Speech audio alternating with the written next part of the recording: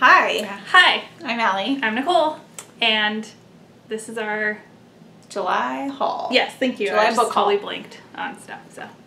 So I don't know how to not buy books. I have a lot of books. So I was thinking I'll show one and then you can show two. Okay. Because I think that's about the ratio we're Yeah, at. yeah. Okay.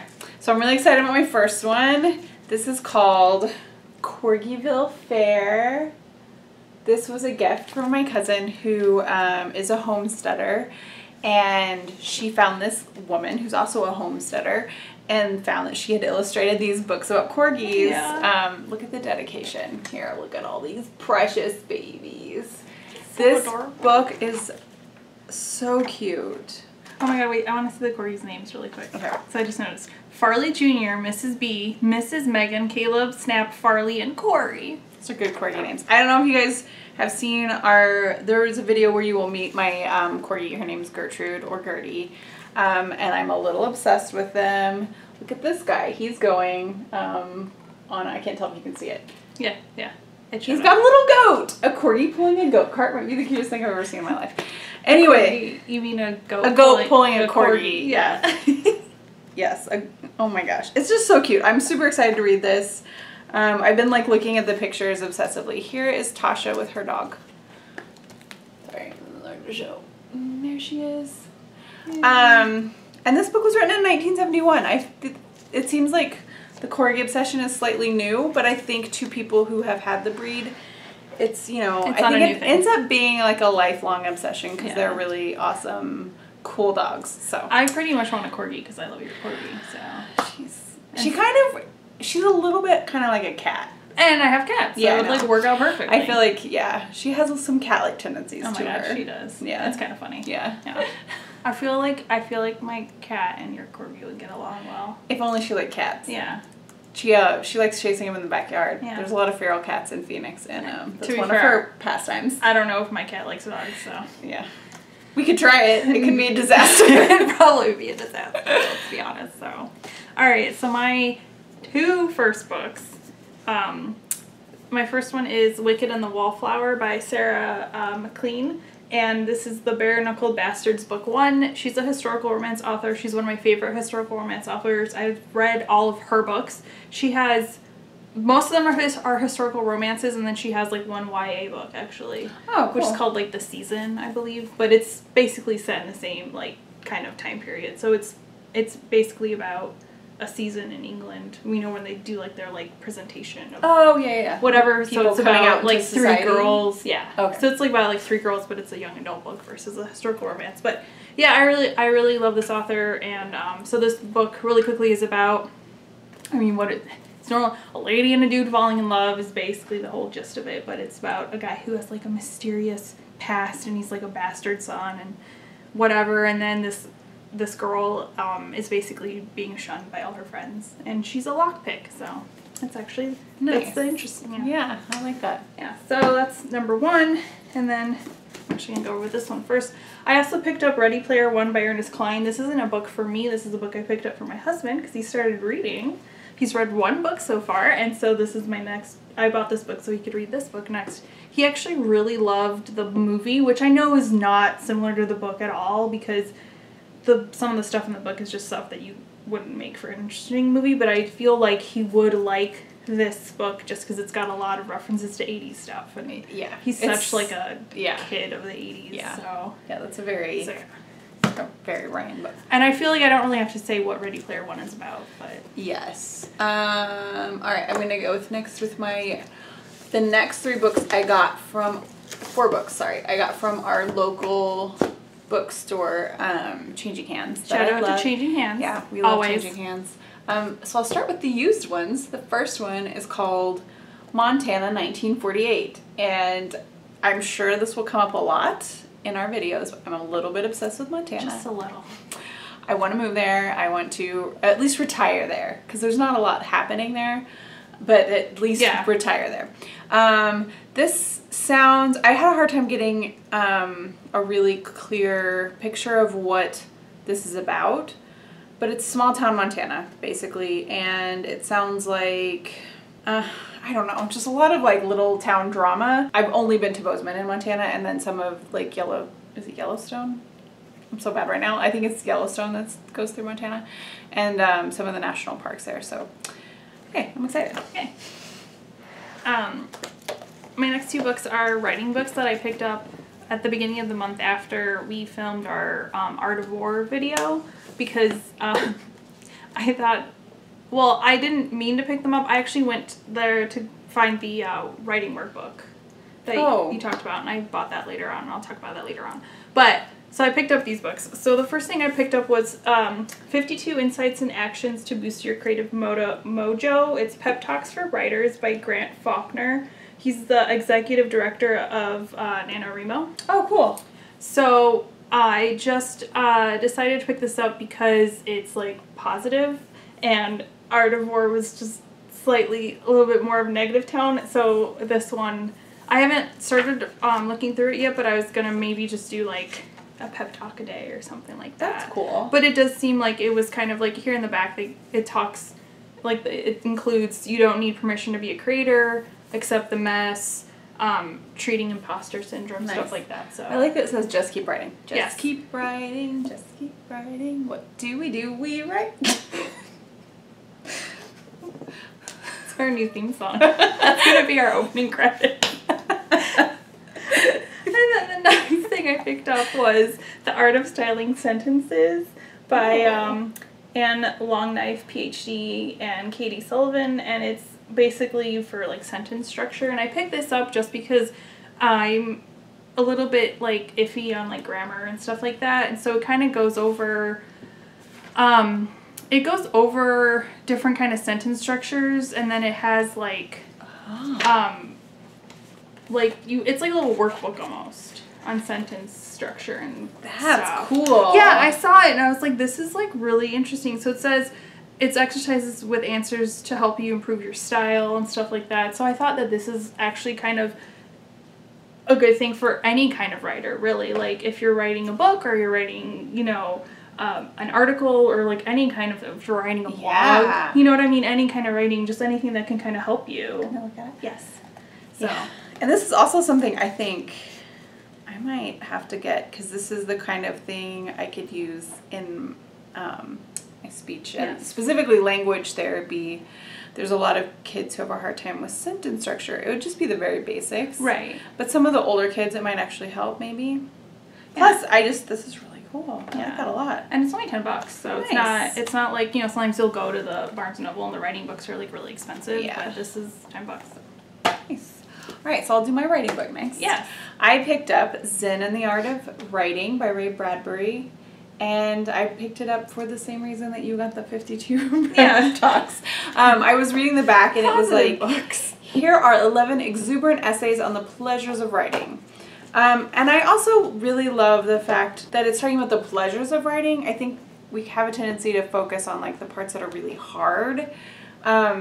And I've been trying to just change the way I think about writing, and instead of like being like, oh, this is so hard, or oh, I hate outlining, to just really appreciate every aspect of writing. So it doesn't seem like a chore, basically. Yeah. So this seemed like a good thing to read. So this was at Changing Hands, and this was, you could see from the other one, I don't know if I mentioned that, it was used. This one I bought new. So I picked up a book by the same author that Allie picked up, but a different type of book. I don't know what I'm trying to say. Basically, I picked up You Are a Badass, How to Stop Doubting Your Greatness and Start Living an Awesome Life by Jen Sincero. Allie has the You Are a Badass at Making Money book. Yes. So I definitely doubt myself a lot, so I thought I could benefit from this. And it's basically just a self-help book. I don't really know what I can talk about it, but it says to just like identify and change your self-sabotaging beliefs and behaviors, which is something I have a lot of, and it always prevents me from doing stuff. So I really I'm going to read through this I think probably this month, just because I really need this. Yeah. So I haven't read that, but based on what is in her money book, I'm assuming it's going to be a lot of stuff about mindset. Probably. Which is kind of what I've been working on too, and it's just kind of like how you approach things affects how you feel about them. So if you decide like that writing is hard, then writing's hard to feel hard. whereas you're putting in the same amount of work if you're thinking writing is fun Yeah. kind of thing. So, and I have noticed that it is a big help to me to kind of like think about like, well, why do I attach this kind of emotion to this thing or whatever. Right. So anyway, I want to read that too, but well, we'll just swap books. The money one, to be super helpful, and it kind of, I think, was similar. Just all of those ideas applied to money. Yeah. Instead of just your general life. Yeah. So. And then a next book that I got, not related to that, but I got it at Barnes & Noble as well. It's The Nightmare Before Christmas. It's just the illustrated story by Tim Burton. Oh, that's really cool. And then the Barnes & Noble special edition also comes with his original poem narrated by Christopher Lee. So that's awesome. But yeah, I might have to go get that. Yeah, it's kind of neat. Like we were in Barnes & Noble buying children's books for like a birthday, and I ended up saw this in the children's book section, and I was like, yeah, I'm buying this for myself. So I really like Nightmare Before Christmas. So. Me too. And I love, I can't remember the name of it right now, but Tim Burton's poetry book that is illustrated. Yeah. I've loved that for 20 years at this point. So I need to get that. I don't even remember the name of it. Stick Girl and Match Boy and Love? Something like that. Something like that. Yeah. Okay. So my next one's another used book from Changing Hands, and it's Sing, Unburied Sing. I started this, I got it from the library as an ebook, and it was like 6 months wait to get it from the library, and I didn't finish it in time, and so I need to go back and like probably start a little bit before where I left off and go ahead and finish reading it. It was really good, but it's really heavy. Yeah. So I was kind of reading it a little slower. But anyway, I have been kind of putting off buying it as a hardback or even a paperback just because I had already read half of it. Right. So when I found it used, I was like, oh, that's perfect, because I really wanted to read it. And I would like to own it because it was a really good book, and I think it might be one that I would read again. So anyway, I will just read the back really quick because I don't know that I could sum it up very well. Part ghost story, part road novel, this historic National Book Award winner is a dazzling journey through Mississippi's past and present and an epic tale of hope and survival. Nice. My next book is Contagion by Erin Bowman. This is a pre-order. It just came out, and I just got it the other day, so I'm really excited to start reading this. So basically, I remember so I'm just going to read the little blurb for this as well, because I know it's in space, but I can't like remember the exact details. So it says, it got in us. After receiving an urgent SOS from a work detail on a distant planet, a skeleton crew is dispatched to perform a standard search and rescue mission. Most are dead, but when the crew arrives, they find an abandoned site littered with rotten food, discarded weapons, and dead bodies. Don't set foot here again. As they try to piece together who or what could have decimated an entire operation, they realize that some things are best left buried, and some monsters are only too ready to awaken. That sounds really fun. It sounds like Alien. Yeah. So I'm really excited, and I really love her writing style. Like, her other books are, the two that I read are Vengeance Road and Retribution Rails, and Vengeance Road like just sucked me in and just kept going. So I'm like really excited to get into this, but I know that when I do, I'll probably read it like in one day in one sitting or something. So. Nice. And then my next book, speaking of reading books in one day, from Tinkle with Love, after Allie bought her June Owl Crate, June Owl Crate, and she showed it off, and she showed me what was in it. I was like, I want it! And then Owl Crate sent email that was like, hey, if you still want the June box, we have some available. And I was like, yes, please. So I got this also from Owl Crate. It's basically about a girl who is like a filmmaker, and it sounds like it's kind of like a love story. She ends up kind of getting to work with her crush, but then she starts falling for his brother kind of thing, or something like that. But the cool thing, she writes letters to her favorite female filmmakers, and so the story's like kind of in the letters. Yeah. Okay. I read that this week, actually, in a day. Yeah. So I got like super obsessed with it. And I was surprised that Goodreads didn't have higher reviews for it. Aw, that's a bummer. But never look at the reviews. Teens don't know what they're talking about. Yes. No, I'm just kidding. Don't look at the reviews to each their own, I guess. I loved that book a lot. Like, I've been thinking about it since I read it. I really enjoyed it a lot. That's good. Yeah. If a book can leave a lasting impression on you that you either, like, are sad that it's over or that you think about it after it's done, like, I feel like that's, like, that author did something amazing, and I want to know how they did it. So. And I definitely think the film connection really hit home for me. So I wonder if some people who aren't like big film fans had a harder time connecting with some of that stuff. Yeah. I just really loved it a lot. Is it my turn? Yes. Okay, this is my last of my Changing Hands books. This is from a local author. It's called Fat Girl on a Plane. And let's see, there's my receipt. High school senior Cookie Vaughn's post-graduation dreams include getting out of Phoenix, attending Parsons, and becoming the next great fashion designer. But in the world of fashion, being fat is a cardinal sin. It doesn't help that she's constantly compared to her supermodel mother and named after a dessert. I almost read that. Named after a desert. I was like, what desert is called Cookie?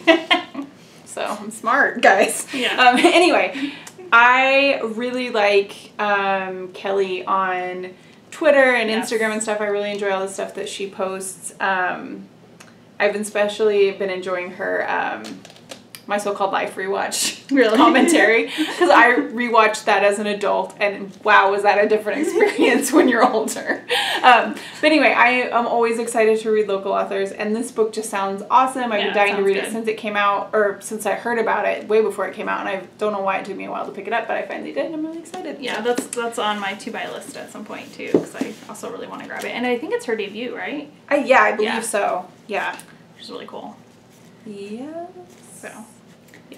So my next two books are my Book of the Month books that I got for July. It's funny when I sign up, like Book of the Month, like sometimes I won't get anything for 3 or 4 months, and then sometimes I will end up getting like 2 books instead of just 1, because like I get a little bit picky with the kind of books I read. So the first book I got, actually I'm going to do this one first. So I got Spinning Silver by Naomi Novik, and this is kind of like a Rumpelstiltskin retelling, or inspired by Rumpelstiltskin. So it's basically about a girl whose father is a moneylender, but he sucks at like it sounds like he feels too guilty to like actually get the money back. So she ends up going and getting the money back, and it kind of like spirals out from there and stuff like that. So it sounds kind of interesting. I really loved Uprooted by her. Me too. I'm hoping that it's really good. I have 3 left, so. I have a bunch of ebooks. Oh, okay. Yeah. So we're good. Okay. Yes. Sorry. And then my next one is Ghosted by Rosie Walsh, and this is a romance, and the little blurb is 7 perfect days, then he disappeared. A love story with a secret at its heart. Can I look at this? Yes. What a pretty book. Yeah. Oh, I'm sorry. I really like this cover. Like, yeah. super pretty. Yeah, so it sounds like basically, from what I remember, it's about a girl that meets a guy, and they, on like a trip or something, and they think that they kind of really hit it off. And then he goes home. Oh, it says he leaves for a long booked vacation and promises to call from the airport, but then he doesn't call. And so then she's kind of like, I know something's happened, whatever, there must be an explanation. And it says, Ghosted is a novel about the consequences of keeping secrets, about being haunted by grief, but ultimately about learning how to let go of the past. So, kind of interested. And like, it's funny because you read that and you think like, oh, it's a thriller, but it said it was a romance novel, so I'm interested to read it. So it reminds me of a romance novel I read when I was young that I will not admit to on camera. I'll tell you about it later. Okay. It's not that bad. A mystery for all of you. Maybe one day Allie will admit to it on camera. Maybe. We'll see. All right. Okay. Oh, sorry. My next one is my Owl Crate book from this month.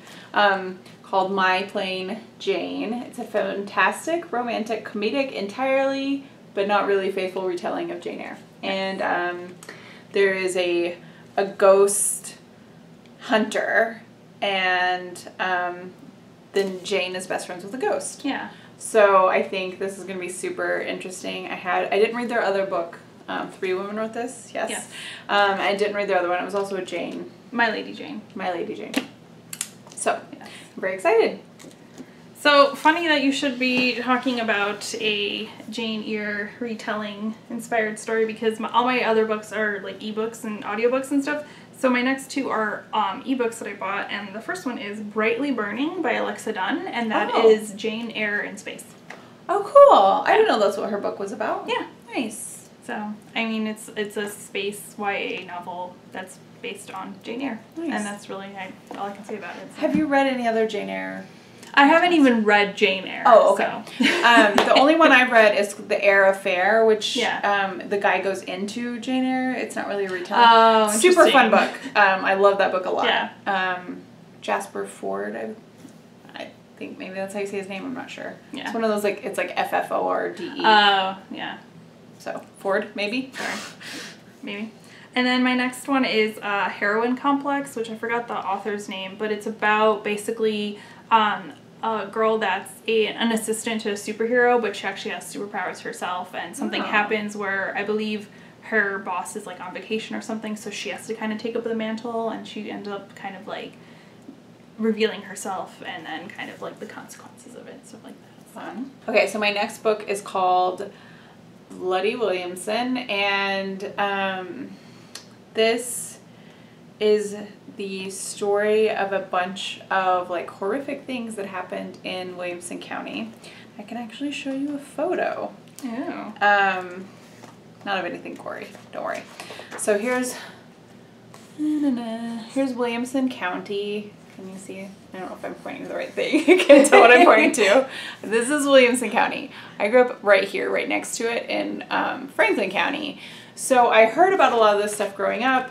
I have gone to the museum where you can see some artifacts from some of this stuff, from specifically this gang here, and their leader being hung in the town next to mine back in the day. Anyway, it's just a lot of crazy stuff that happened, a lot of really bloody stuff. There was a big, basically some people broke union lines and it turned into a massacre. There were two families that got into a huge feud to where like random people were just dying because they assumed they were associated. Wow. That all happened like in the 1800s. So there's just a lot of stuff that's happened over the years. I'm getting ready to get to the part that is about like some sort of like KKK wars. Yeah. And then it eventually gets to the gangs. Actually, the gang information is stuff that I need for a project I'm working on, but I wanted to read the whole thing. Yeah. So funny thing about this book, I got it off of Amazon, and my husband informed me that I also bought it at a coffee shop near my hometown.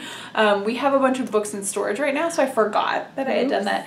And then like a long time ago, I bought it for someone else. So this is the third time I bought this book. You're welcome, University of Illinois Press. They're like, this girl really likes this book. Because somehow they would keep track of all your different orders. I don't know. They know. They know. They were from 3 different sources, but they know. They know. So my next 2 books are audiobooks, because I had 2 credits left on Audible and I was canceling for now because I have to catch up on my audiobook, so I don't want to keep paying for it monthly when I'm a few books behind. So my first book is Before the Devil Breaks You by Liv Bray, which is the 3rd in the Diviner series, and it's actually available through my library, like online or whatever, but it's such a long audiobook that in the past, like, I've not finished listening to it before it like gets returned, so I decided to just spend a credit and like actually buy it. And this is the audiobook series that I've like raved to about the narrator, because I seriously think it's like the best narration I've ever heard in an audiobook. Granted, I haven't listened to a lot of them. It's amazing. So The Diviners is set in like the 1920s, like New York, and it's basically about people that end up having like kind of like special powers and stuff like that. It's very, I don't know, it's really good. Like, I don't know how to get into that. Lots of dream walking and just interesting shit happens. And then my other book is The Poppy War by R.F. Kuang, and this is apparently a fantasy novel that's like really, really good. As far as I know, it's something about an orphan that gets into this school for witches and wizards. No. Dang it. No, unfortunately not. I think know it's that story. It's about a girl who gets into a school that's like basically trains people for like war or something like that. Okay. I don't. Sorry, I don't. Since I don't have the book in front of me, I can't like talk about it. So this is a very bad description of the book. But I've heard it's just very good because it talks about her being in this school and stuff like that, and she gets away basically from like an abusive family that was trying to like kind of marry her off to stuff, and then like it's kind of a thing of where, you know, she just is very good at what she does or something like that. But I've heard it's really good, and that's basically why I bought it. It's a really long audiobook too. So since we're talking about audiobooks, I am currently listening to the Hamilton biography by Ron Chernow. I think that's how you say his name. And I have 35 hours left or something like that. It's a really long one. And I'm just letting some Audible credits pile up. So if any of our viewers have some favorite audiobooks, I'd be interested to hear what they are, because I'm going to be looking for some in a couple. I know what yours are. I won't say anything. The Diviners. Yes. I know those. I was like, if you need suggestions, I'm going to listen to that one. Yeah. But I'm just curious if anyone has any. Recommend any good, because there's definitely been some audiobooks where I started listening to them and I had to stop because I didn't like the narrators. So That's only happened to me a couple times, but yeah. Yeah. I feel like one of my favorite narrators is I can't think of her name right now, but it's the woman who narrates the Outlander books. Oh, okay. She's such a good job. And I loved actually the Name of the Wind, the Patrick Rothfuss fantasy series. I actually really like really long audiobooks that you can get lost in. Yeah. Strange the Dreamer was a really good audiobook. So just anything that's like kind of epic I enjoy, but I also like little short fun books too, so I don't know. Just recommend stuff. Yeah. Bonus points if it's a really amazing narrator, because that always helps. Okay, so my last book is Secrets of Hair and Gangs. This is, I basically wanted to know more about some of the gang stuff, and this says it's like an inside account of Bloody Williamson. I don't know if this will have been worth the money or not. Like, it's almost like a little pamphlet, but I just wanted some more information and to get some information from more than one source. It's kind of funny. I'm not writing anything about Southern Illinois gangs directly. It's kind of more the history behind something I'm writing, but I want to know what happened before I just make start writing stuff up that actually didn't happen. I want to know the actual history first, so I'm trying to do a little bit of research. Plus, it's just fun. Like, I come from a town of 8,000 people. Like, in the entire part of Southern Illinois has the same zip code because there's so few people. So, like, is zip code the right thing? Not zip code. Area code, thank you. Yeah. We all have the same area code because it's so small. It's just not an area you hear about. So it's really fun to like read stuff that takes place there because, you know, the majority of people think Illinois is just Chicago. Yeah.